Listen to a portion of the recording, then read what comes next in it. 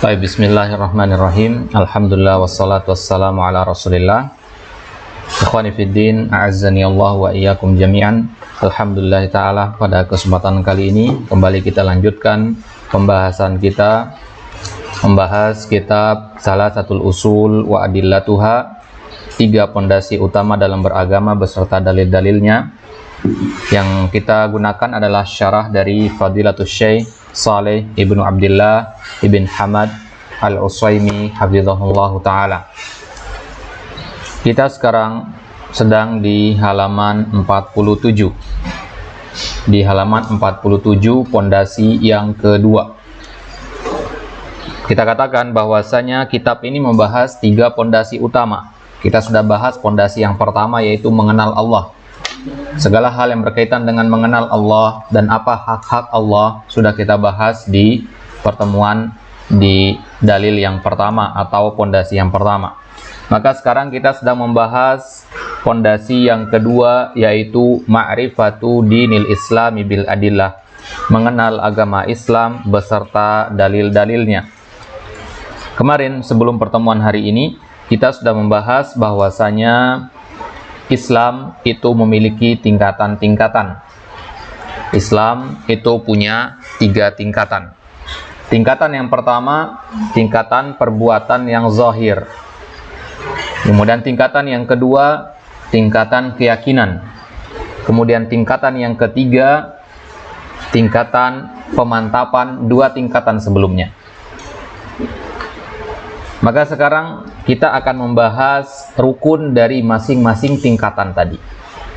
Ya, kita akan membahas rukun tingkatan yang pertama, rukun tingkatan yang kedua, dan rukun tingkatan yang ketiga. Nah, rukun artinya adalah penyusun. Kalau kita katakan ruknus shalah, berarti dia itu adalah penyusun salat, unsur yang ada di dalam salat tersebut. Nah, jadi rukun itu masuk dalam luang lingkup sesuatu itu. Kalau kita katakan rukunnya rumah, itu tiang, dinding, atap, itu. Ya, ini bedanya dengan syarat. Kalau syarat itu sesuatu yang di luarnya. Contohnya, syarat sah salat adalah toharoh, bersuci, wudu. Wudu itu kan sesuatu yang berada di luarnya salat. Ya, jadi itu bedanya syarat dan rukun. Maka setiap tingkatan yang 3 yang sudah kita bahas di pertemuan kemarin itu punya rukun-rukun, punya penyusun-penyusun. Ya, itu yang akan kita bahas pada kesempatan kali ini insyaallah taala. Baik. Kita lihat ke kitab. Qala al-musannifu rahimahullahu taala. Kalau dikatakan al-musannif berarti maksudnya siapa? Syekh Muhammad ibn Abdul Wahhab. Syekh Muhammad ibn Abdul Wahhab mengatakan di dalam matan Salasatul Usul, wa kullu martabatin laha arkanun, dan setiap martabah artinya tingkatan, setiap tingkatan-tingkatan yang sudah kita pelajari itu laha arkanun, dia punya penyusun-penyusun. Arkan jamak dari rukun. Maka tingkatan yang pertama yaitu tingkatan perbuatan yang zahir, dengan nama lain itulah Islam. Nah, maka kita akan melihat sekarang rukun-rukun Islam. Ya, kita akan membahas satu persatu nanti rukun-rukun Islam, penjabarannya, kemudian masuk ke rukun-rukun iman dan rukun ihsan. Jadi kalau kita mengatakan rukun Islam, berarti Islam ini jika diibaratkan seperti sebuah bangunan, ya, rukun-rukun ini adalah penyusunnya. Ya, jika salah satu saja dari rukun ini hilang, maka bangunan Islam itu akan rusak. Nah, maka ada berapa rukun Islam? Fa arkanul islami khamsatun. Rukun-rukun Islam itu ada 5. Wad dalilu minas sunnah, dan dalilnya dari sunnah Nabi sallallahu alaihi wasallam, hadis Ibnu Umar radhiyallahu anhuma. Qala Rasulullah sallallahu alaihi wasallam, bunyal islamu ala khamsin. Islam dibangun di atas 5 hal. Yang pertama, syahadati alla ilaha illallah wa anna Muhammadar Rasulullah, kalimat syahadatain. Wa iqamis salah, yang kedua mendirikan salat. Wa itaiz zakah, yang ketiga menunaikan zakat. Wa shaumi Ramadan, yang keempat berpuasa di bulan Ramadan. wa hajjil bait, yang kelima berhaji ke Baitullah. Wad dalilu qauluhu ta'ala, apa dalilnya bahwasanya Islam itu adalah agama yang hak? Yaitu firman Allah Subhanahu wa taala, "Innad dina 'indallahil Islam." Sesungguhnya agama yang diakui, diridhoi di sisi Allah adalah al-Islam. Wa qauluhu ta'ala, dalil yang lain dari surat Ali Imran ayat 85, "Wa man yabtaghi ghairal islami dinan falan yuqbala minhu wa huwa fil akhirati minal khasirin." Wa man yabtaghi, yabtaghi artinya mengharapkan. Barang siapa yang mengharapkan selain Islam sebagai suatu agama baginya, dan maksudnya dia memeluk agama selain Islam, falan yuqbala min, maka tidak akan diterima darinya, agamanya tidak diterima, wa huwa fil akhirati minal khasirin, dan dia akan termasuk orang yang merugi di akhirat nanti. Wa dalilus syahadati qauluhu ta'ala, dan dalil syahadat, tadi kita katakan bahwasanya rukun Islam yang pertama itu adalah syahadat. Syahadat artinya persaksian. Ya, apa dalilnya? Yaitu firman Allah Subhanahu wa taala, "Syahidallahu annahu la ilaha illa huwa wal malaikatu wa ulul ilmi qa'iman bil qist, la ilaha illa huwal azizul hakim." Allah mempersaksikan bahwasanya tiada Tuhan yang berhak disembah selain Dia. Begitu juga para malaikat bersaksi dan orang-orang yang berilmu juga bersaksi. Dan apa makna la ilaha illallah? La ma'budu bihaqqin illallah. Tidak ada sesembahan yang berhak disembah selain Allah. La ilaha nafiyan jami'a ma yu'badu min dunillah. Kalimat tauhid la ilaha illallah terdiri dari dua bagian. Bagian yang pertama la ilah, bagian yang kedua illallah. La ilah itu nafiyan jami'a ma yu'bad min dunillah. Untuk menafikan artinya meniadakan. Ya. Untuk meniadakan tidak ada, ya, atau untuk meniadakan bahwasanya tidak ada satupun hal yang berhak disembah selain Allah. Setelah antum menafikan, antum mengisbatkan illallah. Ya, isbat artinya menetapkan. Jadi antum menafikan dulu, baru antum menetapkan. Ibaratnya kalau antum buka lahan, ya, ada pohon-pohon di situ, tuh bersihkan dulu lahannya. Bersihkan sesembahan yang lain, ya, kesyirikan itu buang semua. Setelah lahannya bersih, tanam tanaman yang antum mau. Ya, setelah antum menghilangkan sesembahan selain Allah, tegakkan atau akui sesembahan yang hak, yaitu Allah saja. Maka namanya rukun, artinya penyusun. Ya, kalimat tauhid ini rukunnya ada dua ini, la ilaha sama illallah. Kalau la ilaha doang, ya, berarti jadinya kita tidak mengakui adanya satupun Tuhan. Nah, ateis ini, ya kan? Ya. Illallah juga tidak bisa, hanya antum mengatakan illallah saja. Nah, berarti maksudnya antum akan menjadi pelaku kesyirikan. Nah, kalau antum mengatakan illallah saja, hanya Allah, tapi antum tidak menafikan sesembahan selain Allah. Nah, itu dia. Maka harus ada dua rukun ini, ya, dalam waktu yang sama. Baik. Musbitan al-ibadata lillahi wahdah la syarika lahu fi ibadatihi kama annahu la syarika lahu fi mulkihi. Sebagaimana Allah Subhanahu wa taala tidak ada sekutu baginya dalam masalah kekuasaannya. Wa tafsiruha alladhi yuwaddihuha. Penafsiran la ilaha illallah ini, ya, yang menjelaskannya, ya, ada di dalam surat Az-Zukhruf. Ya, kalau antum menjelaskan makna la ilaha illallah kepada orang, antum bisa gunakan ayat ini sebagai penafsirnya. Allah katakan, wa id qala Ibrahimu li abihi wa qaumihi innani bara'um mimma ta'budun illalladzi fatarani fa innahu sayahdin. Tatkala Ibrahim berkata kepada bapaknya dan kaumnya, innani bara'un, sesungguhnya aku itu berlepas diri, mimma ta'budun, dari apa yang engkau sembah. Ini kan makna dari la ilaha, ini kan la ilaha artinya tidak Tuhan yang berhak disembah selain Allah. Ya, tiada Tuhan yang berhak disembah. Ini senada dengan makna dari ayat ini.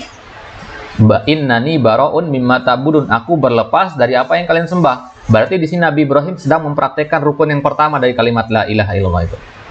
Illalladzi fatarani. Kemudian Nabi Ibrahim, ya, menerapkan rukun yang kedua, itu illallah itu. Illalladzi fatarani artinya kecuali yang menciptakan saya.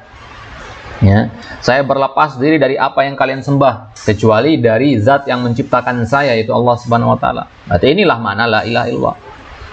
Wa qauluhu, dalil yang kedua, qul ya ahlal kitab, katakanlah wahai Muhammad kepada ahlul kitab itu, wahai ahlul kitab, ta'alau ila kalimatin sawa'in bainana wa bainakum. Ya, kemarilah kita mensepakati suatu kesepakatan antara kami dan antara kalian. Apa itu kesepakatan itu? Alla na'budu illallah, agar kita tidak menyembah kecuali Allah saja. Wala nusyrika bihi syai'a, tidak mensekutukannya dengan sesuatu apapun. Wala yattakhidha ba'duna ba'dha arbaban min dunillah, dan tidak boleh sebagian dari kita menjadikan sebagian yang lain sebagai sesembahan selain Allah.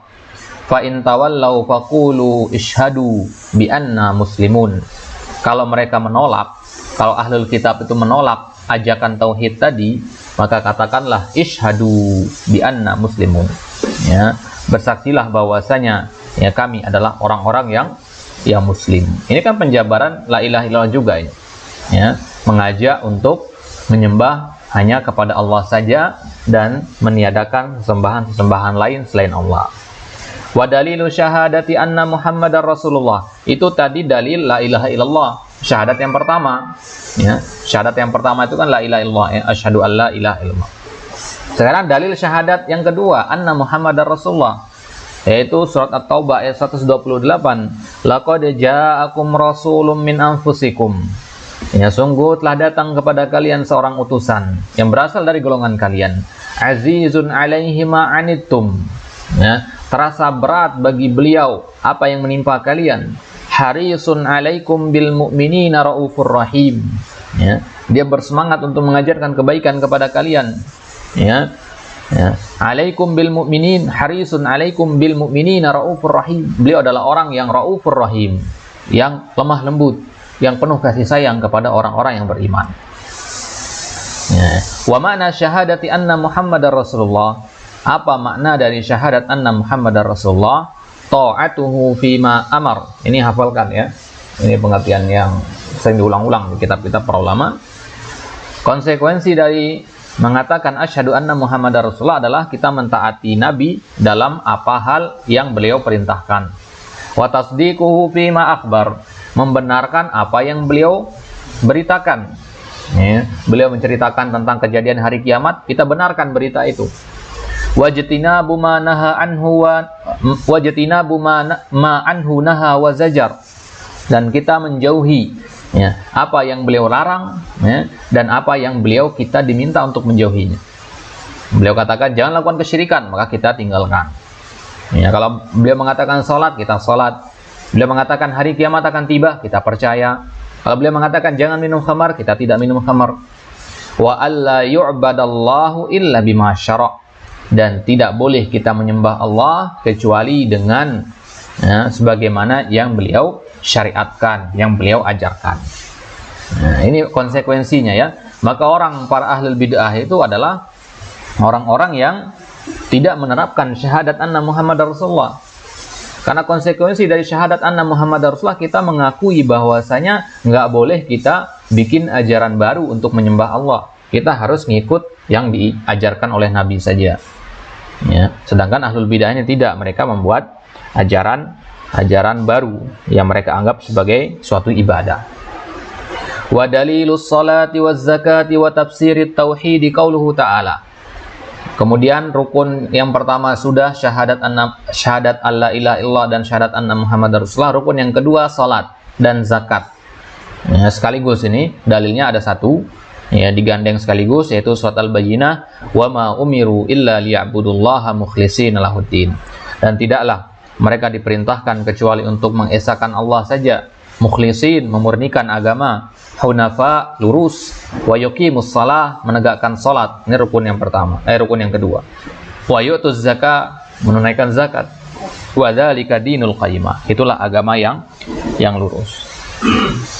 Kemudian dalilus siyam, dalil berpuasa, yaitu firman Allah Ta'ala, ya ayyuhalladzina amanu kutiba alaikumus syiyamu kama kutiba alal ladzina min qablikum la'allakum tattaqun.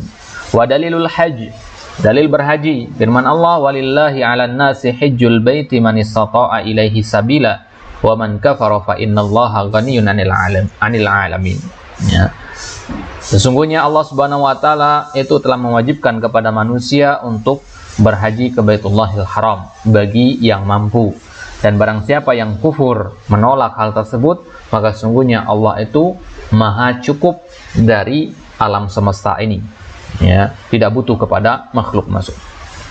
Baik, ini akhir dari matan yang disampaikan oleh Syekh Muhammad Ibn Wahhab, ya, penjabaran tentang rukun Islam beserta dalil-dalilnya. Itulah kenapa kita katakan kitab Salasatul Usul ini adalah kitab yang sangat bagus untuk dihafalkan. Kenapa? Ya, karena penuh dengan dalil. Ya, beliau menyampaikan satu rukun sertakan dalil, satu rukun sertakan dalil. Ya, ini kan sangat bagus sekali untuk pemula. Ya, untuk awal-awal belajar itu sangat bagus sekali menghafalkan kitab ini. Baik, sesuai dengan judulnya Salasatul Usul wa adillatuha, beserta dalil. Nah, sedikit-dikit kita bawa dalil, sedikit-dikit ada dalil. Baik, itu dia matannya. Jadi kalau yang warna merah itu matannya, ya, yang warna hitam itu syarahnya, perkataan Syekh Utsaimin. Sekarang kita lihat perkataan dari Syekh Utsaimin. Qala syarih, yaitu Syekh Utsaimin hafizahullah, lamma bayyana al-musannif rahimahullahu maratibad dinis salat. Tatkala musannif, yaitu Syekh Muhammad Ibn Abdul Wahhab, bayyana, telah menjelaskan maratibad din, tingkatan-tingkatan agama as-salas yang tiga, yaitu Islam, iman dan ihsan. Dzakara anna kulla martabatin laha arkan.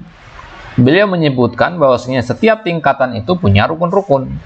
Wa batada'a bidzikri arkanil Islam, dan beliau mengawali dengan menyebutkan rukun-rukun Islam. Faqala fa arkanul Islami khamsatun. Rukun Islam itu ada 5. Wahyal madhkuratu fi hadits Ibnu Umar al-muttafaq alaih alladhi awradahu. Dan rukun Islam yang 5 ini semuanya disebutkan di dalam hadis Ibnu Umar yang muttafaq alaih. Apa itu muttafaq alaih? Rawahu asy-syaikhan, diriwayatkan oleh dua orang syekh, yaitu Imam Al-Bukhari dan Imam Muslim rahimahumullah. Tsumma qala al-musannifu ba'da bayanihi haqiqata dinil Islami wa maratibahu wa arkanahu. Kemudian Syekh Muhammad Ibn Abdul Wahhab setelah itu, ya, beliau menyebutkan hakikat dinil Islam wa maratibahu wa arkanahu. Beliau mengatakan wad dalilu qauluhu ta'ala. Dalilnya apa? Inna dina innallahil Islam. Dalil apa maksudnya di sini? Dalil bahwasanya ala anna dinal ladzi yajibu ittiba'uhu huwa dinul Islam. Dalil yang menunjukkan bahwasanya agama yang wajib untuk diikuti itu adalah agama Islam. Wa qauluhu ta'ala wa man yabtaghi ghairal islami dinan falan yuqbala minhu wa huwa fil akhirati minal khasirin. Wal ayatani tata'allaqani bil islami ma'nahu al-am. Dua ayat ini, ayat inna dina indallahil Islam dan ayat wa man yabtaghi ghairal islami dina. Dua ayat ini tata'allaqani, berkaitan dengan Islam dari sisi makna umumnya. Karena Islam itu ada dua maknanya, makna umum dan makna khusus. Ya, makna umum itu artinya penyerahan diri kepada Allah. Makna khusus yaitu at-tauhid atau Islam yang diajarkan kepada Nabi sallallahu alaihi wasallam. Wa yasihul istidlalu bihima ala iradatil ma'nal khas.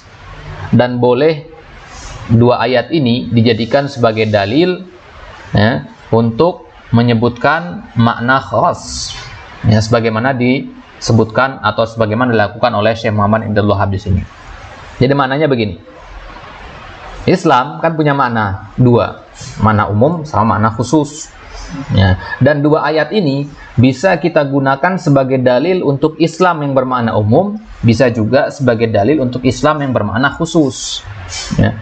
Islam yang bermakna umum itu artinya, ya, penyerahan diri. Berarti Islam yang diajarkan kepada Nabi Adam, Nabi Nuh, dan nabi-nabi terdahulu itu semua adalah Islam secara umum. Maka dalilnya bisa menggunakan ayat tadi. Ya, inna dina indallahil Islam. Kemudian dua ayat ini juga bisa dijadikan sebagai dalil untuk Islam yang bermakna khusus. Apa Islam yang bermakna khusus? Islam yang diajarkan kepada Nabi sallallahu alaihi wasallam yang kita peluk pada hari ini. Paham maksudnya, ya? Nah, berarti inna dina indallahil Islam. Islam di sini maksudnya apa? Islamnya Nabi Muhammad atau Islamnya Nabi Adam? Dua-duanya bisa. Ya, dua-duanya bisa. Ya, akan tetapi di sini Syekh Muhammad Ibn Abdul Wahhab menggunakan Islam di sini maksudnya adalah Islam yang diajarkan kepada Nabi Muhammad SAW. Ini mana khas berarti ya. Ya, lin dirajihi fihi wa qawnihi fardan min afrodihi. Ya, karena dua-duanya maknanya benar. Baik. Fal Islamu bil maknal khas. Islam makna secara khususnya adalah ad-dinul ladzi bu'isa bihi an-nabiy sallallahu alaihi wasallam, yaitu agama yang diajarkan kepada Nabi, yang dibawa oleh Nabi SAW, yaitu Islam secara khusus. Wa huwa mundarijun fi jumlatil ma'nal 'am lil Islam. Dan Islam secara khusus ini mundarijun, ya. Ini tercakup di dalam makna Islam secara umum. Antum pahami begini ya. Kalau antum bayangkan Islam itu seperti lingkaran besar. Ya, ini Islam secara umum, lingkaran besar ini. Jadi Islam ajarannya Nabi Adam, Nabi Nuh, Nabi Ismail, Nabi Ibrahim, semua masuk di lingkaran ini. Dan di dalam lingkaran ini ada satu lingkaran lagi. Ini Islam secara khusus, yaitu Islam yang diajarkan kepada Nabi SAW. Paham maksudnya? Nah, berarti Islam yang diajarkan kepada Nabi SAW itu sama dengan Islam yang diajarkan kepada nabi-nabi yang lain. Cuman syariatnya aja yang beda, rukun-rukunnya itu yang beda. Ya, kalau di ajaran Nabi Muhammad rukun Islam itu ada 5, di nabi-nabi terdahulu bisa jadi ada 4 saja, bisa jadi ada 2 saja, begitu. Di zaman Nabi Adam misalkan, belum ada Ka'bah di zaman itu kan. Ka'bah kan dibangun sama Nabi Ibrahim. Lantas mereka berhaji kemana? Ya berarti nggak ada syariat haji di zaman itu, gitu. Adanya nanti di zaman Nabi Ibrahim. Nah, jadi syariatnya beda-beda. Ya, manhajnya atau pengajaran rukun-rukunnya itu berbeda-beda. Baik. Wa huwa al-istislamu lillahi bitauhid. Nah, inilah makna dari Islam secara umum, al-istislam. Ya. Sedangkan makna secara khususnya tadi adalah agama yang diutus kepada Nabi sallallahu alaihi wasallam. Baik. Wal inqiyadu lahu bi ta'ah wal bara'at wal khulus minasyirki wa ahli. Jadi dimaksud dengan Islam secara umum itu adalah ya, pasrah, berlepas diri kepada Allah dengan tauhid, wal inqiyadu lahu bi ta'ah, kemudian tunduk dengan ketaatan, wal bara'ah, ya, kemudian berlepas diri dari kesyirikan dan pelaku kesyirikan. Fa inna man dana bid-din, maka sesungguhnya man dana, dananya beragama dari kata din, ya. Kama tadinu tudan, ya. Fa inna man dana bid-din, barang siapa yang beragama dengan agama alladzi jaa bihin nabi, yang dibawa oleh Nabi sallallahu alaihi wasallam, haqqaqa al-istislam lillahi bitauhid, maka dia telah mewujudkan penyerahan diri kepada Allah dengan tauhid. Ya. Jadi kalau kita memilih beragama dengan agamanya Nabi Muhammad SAW, maka kita berarti telah menyatakan diri sebagai orang yang muslim. Apa itu orang yang muslim? Orang yang pasrah kepada Allah. Orang yang tunduk kepada Allah dengan tauhid, patuh kepada Allah dengan ketaatan, serta berlepas diri dari kesyirikan dan pelaku kesyirikan. Ini dua makna Islam, ya. Makna Islam secara umum dan makna Islam secara khusus. Islam secara umum itu artinya penyerahan diri. Berarti semua orang yang menyerahkan diri di zaman nabi-nabi terdahulu, dialah muslim, begitu. Jadi kurang tepat kalau kita katakan Islam itu dibawa oleh Nabi Muhammad. Tidak, Islam itu sudah ada dari zaman Nabi Adam. Ya. Hanya saja kalau kita mau mengatakan Islam secara khusus, nah itu yang dibawa oleh Nabi Muhammad. Maksudnya rukun-rukun Islam yang 5 itu dibawa oleh Nabi Muhammad. Baik. Summa saradal musannifu arkanal islami maqrunatan bi adillatiha. Kemudian Syekh Muhammad Ibn Wahhab menyebutkan rukun-rukun Islam maqrunatan, disertai dengan dalil-dalilnya. Rukun yang pertama, farruknul awal, syahadatu alla ilaha illallah, syahadat, persaksian bahwasanya tiada Tuhan yang berhak disembah selain Allah, wa anna Muhammadar Rasulullah. Fasyahadatul lati hiya ruknun min arkanil Islam. Syahadat yang merupakan rukun dari rukun Islam ini adalah asyhadatu lillahi bitauhid. Syahadat itu artinya mempersaksikan. Ya. Perhatikan kata syahadat ini, ikhwah. Dia berasal dari fiil syahada, artinya melihat. Melihat dengan mata. Jadi ketika antum bersaksi asyhadu alla ilaha illallah, itu saking yakinnya seolah-olah antum melihat dengan mata begitu. Kita kan nggak bisa melihat Allah ya. Kita nggak bisa melihat Allah. Tapi ketika kita bersaksi syahadat syahadat alla ilaha illallah, di situ saking yakinnya kita akan keberadaan Allah seolah-olah kita melihat dengan mata begitu. Makanya syahadat itu diartikan dengan persaksian, bukan sekedar penglihatan begitu. Ya. Jadi jauh lebih meyakinkan begitu. Ya. Jadi syahadat itu tidak hanya sekedar keyakinan. Ya, tidak hanya sekedar keyakinan saja. Antum yakin dalam hati, tidak, tapi keyakinan yang benar-benar kuat begitu. Ya. Jadi bahasa gampangnya begini. Antum mengetahui sesuatu, baru kemudian antum meyakininya. Keyakinan tadi kalau bertambah terus, syahadat jadi. Itu dia. Apa maksudnya ya? Antum mengetahui Allah menciptakan antum. Ya, tetangga sebelah orang Nasrani ini juga tahu bahwasanya Allah itu adalah sesembahan orang Islam. Ya, tapi mereka sekedar tahu. Ya, tapi kalau mereka sudah sampai tahap meyakini masuk Islam misalkan, ya, dia sampai tahap meyakini bahwasanya Allah itu benar-benar yang telah menciptakan mereka, bukan Yesus, bukan yang lainnya. Ya, maka sudah sampai tahap keyakinan. Kalau keyakinan tadi kuat, muncullah syahadat itu. Ya, jadi keyakinan yang kuat itulah yang namanya syahadat. Yang tidak cukup hanya dengan sekedar meyakini doang. Baik. Jadi syahadat kepada Allah, persaksian, kita mempersaksikan Allah yang bagaimana? Kita mempersaksikan Allah dengan tauhid, mengesahkan Allah maksudnya. Ya, wali Muhammadin sallallahu alaihi wasallam birrisalah, dan kita ya meyakini bahwasanya Nabi sallallahu alaihi wasallam adalah yang membawa risalah. Ya, inilah makna dari syahadat ini. Dalil syahadat la ilaha illallah, ya, yaitu firman Allah syahidallahu annahu la ilaha illallah. Dan dalil syahadat anna Muhammadar Rasulullah, laqad ja'akum rasulun min anfusikum wa mana qawlihi azizun alaihi ma anittum. Di ayat itu ada kata azizun alaihi ma anittum. Maksudnya apa? Ai ya'izzu alaihi ma yashukku alaikum. Ya. Terasa berat bagi Nabi apa yang memberatkan kalian.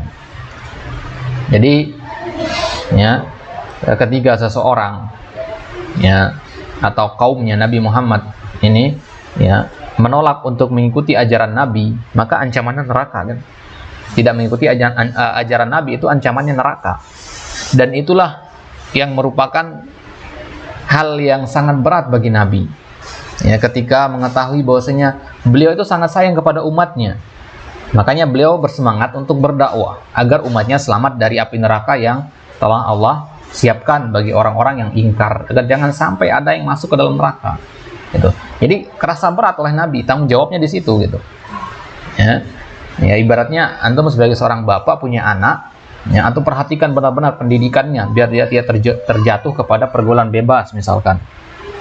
Ya, nah, maka sangat antum perhatikan pendidikan anak antum. Ya, antum usahakan sebaik mungkin, masukkan ke sekolah-sekolah terbaik dan seterusnya. Terasa berat. Ya, maka begitulah Nabi SAW kepada umatnya. Azizun alaihi ma'anittum. Berat atas Nabi itu apa yang menimpa kita dari kekufuran, kesyirikan dan sebagainya. Sedih Nabi melihat umatnya yang ingkar dan sebagainya. Ya. Itu rukun yang pertama, syahadat anna la ilaha illallah wa anna Muhammadar Rasulullah. Wa ruknus tsani as-shalah, dan rukun yang kedua adalah as-shalah.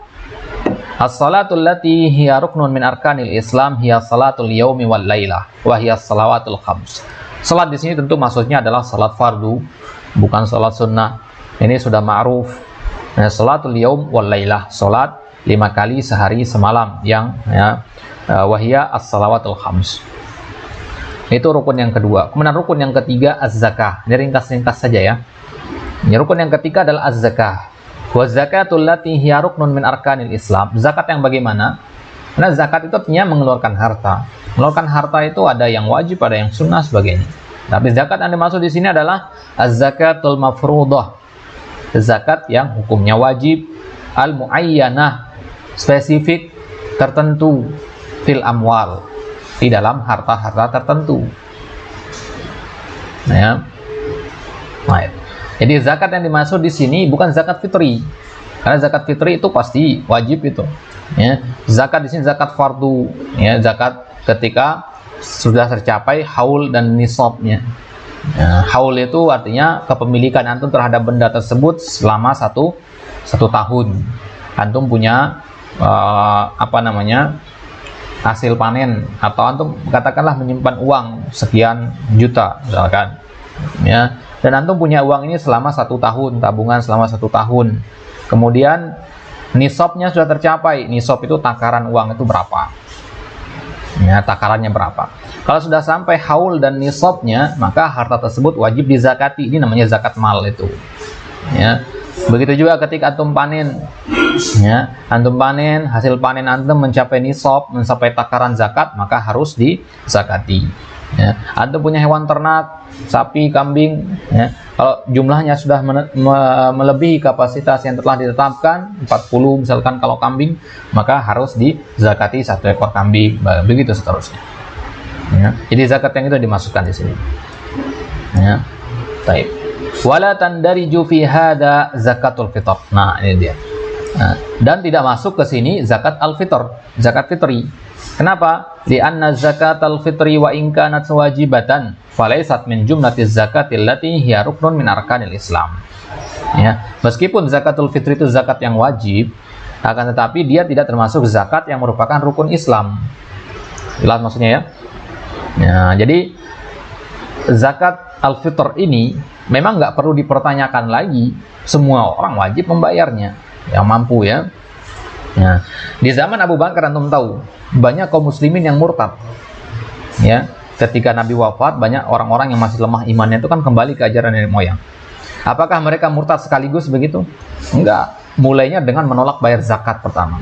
Mereka tetap sholat, tetap datang ke masjid, tapi nggak mau bayar zakat mereka, karena Nabi sudah wafat. Ya, jadi mereka menolak membayar zakat, makanya diperangi sama Abu Bakar. Zakat yang mana mereka tolak bayar ini? Yaitu zakat tadi, zakat mal itu. Ya, bukan zakatul fitr. Zakatul fitr tetap mereka bayar ketika hari raya Idul Fitri. Ya, mereka tolak itu zakat mal, zakat harta benda, zakat emas dan perak. Zakat itu yang mereka tolak untuk bayar. Nggak mau lagi bayar. Makanya diperangi sama Abu Bakar. Berarti itu menunjukkan zakat mal itu nggak boleh tinggalkan. Dia merupakan rukun Islam. Baik. Jadi ini yang sering keliru dipahami oleh orang, ya. Zakatul fitr itu bukan termasuk bagian dari rukun Islam. Meskipun rukun Islam ada zakat di situ, bukan zakatul fitr maksudnya. Ini zakat yang lain. Zakatul fitr itu berkaitan dengan orang yang berpuasa. Kalau antum nggak puasa, nggak perlu zakat fitr, gitu. Nanti maksudnya, ya. Tapi zakatul mal itu berkaitan dengan hak di situ. Hak untuk menyucikan harta antum, karena zakat itu fungsinya untuk mensucikan harta. Kalau zakatul fitr fungsinya untuk mensucikan apa? Mensucikan kitanya, ya kan? Antum selama puasa misalkan ada dosa-dosa kecil yang dilakukan di situ, disucikan dengan zakatul fitr. Tapi kalau zakatul mal itu fungsinya untuk mensucikan harta benda yang antum punya. Paham maksudnya, ya?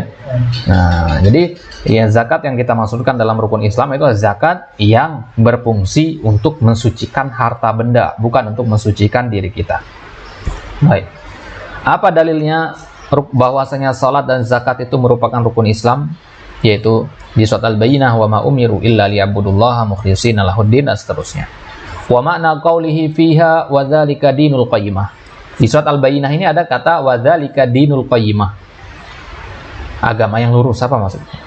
Aidinul kutubil qayyimah, maksudnya agama kitab-kitab yang lurus, ya, kitab-kitab yang diturunkan di zaman dahulu, Injil, Taurat, Zabur, ya, itu ada juga syariat sholat dan syariat zakatnya, gitu, ya. Jadi zakat ada di zaman dahulu juga, cuman ketentuan-ketentuannya berbeda dengan di zaman kita.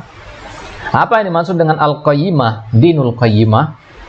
Wahya al-mustaqimah, yaitu yang lurus, al-munazzalah, ya, yang diturunkan alal anbiya, kepada para nabi, wa huwa dinul Islam. Itu adalah agama Islam. Wa dzakara al-musannifu tafsirat tauhid istitradan i'tina'an bimaqamih wa illa fal istidlalu fi siyaqi arkanil Islam.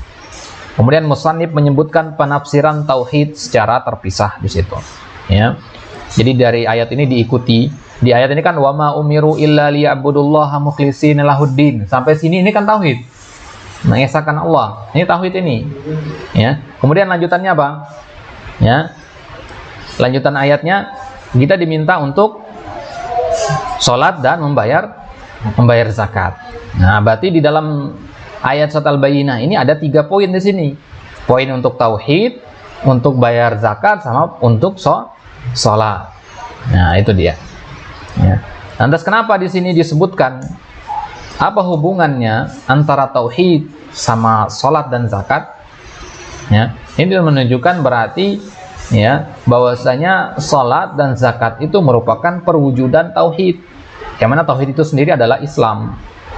Berarti yang bisa antum pahami dari ayat wa ma umiru illa liya'budullah itu adalah barang siapa yang mengaku bertauhid maka dia akan sholat dan membayar zakat.